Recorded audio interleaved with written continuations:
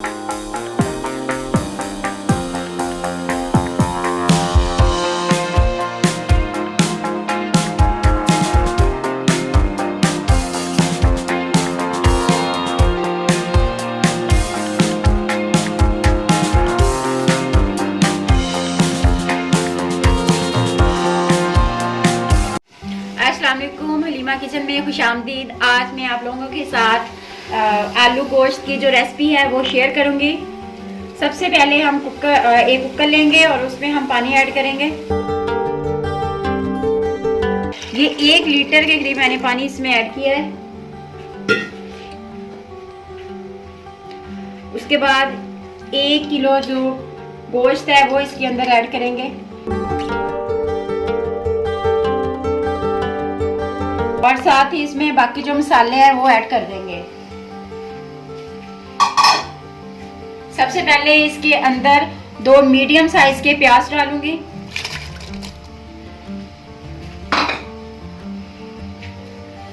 फिर 2 medium size के टमाटर, 1 बड़ा चम्मच अदरक लहसुन का पेस्ट, थोड़ी सी हल्दी ऐड करेंगे, आधा चम्मच गरम मसाला और आधा चम्मच नमक। उसके बाद दालचीनी, खड़े मसाले ऐड करेंगे, 2 बड़ी इलायची और 1 बादियानी का फूल इसमें ऐड करेंगे। उसके बाद 2 छोटी इलायची, काली मिर्च साबुत और आधा चम्मच साबुत जीरा।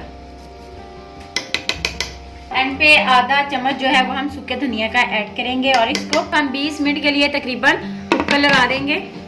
कुकर को प्रेशर दिए हुए 20 मिनट हो चुके हैं। अब हम इसका जो प्रेशर है वो खोलते हैं।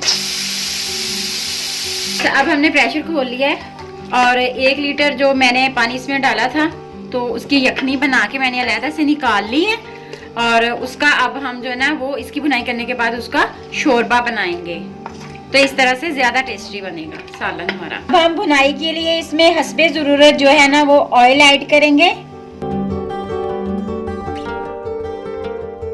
और उसके बाद 1 चम्मच इसमें मैं लाल मिर्च पिसी हुई ऐड करूंगी। जो मैंने पहले नहीं डाली थी वो मैं भुनाई में डालूंगी।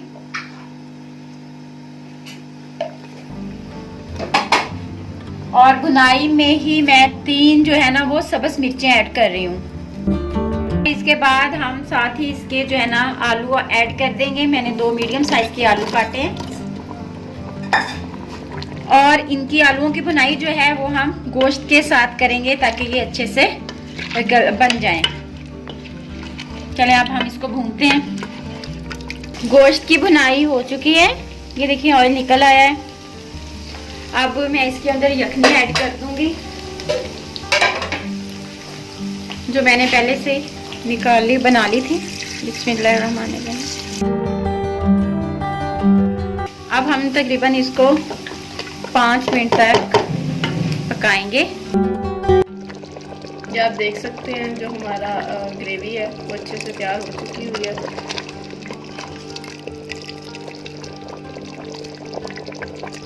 अब हम इसमें धनिया ऐड करेंगे और हमारा आलू गोश्त का जो सालन है वो तैयार हो चुका है।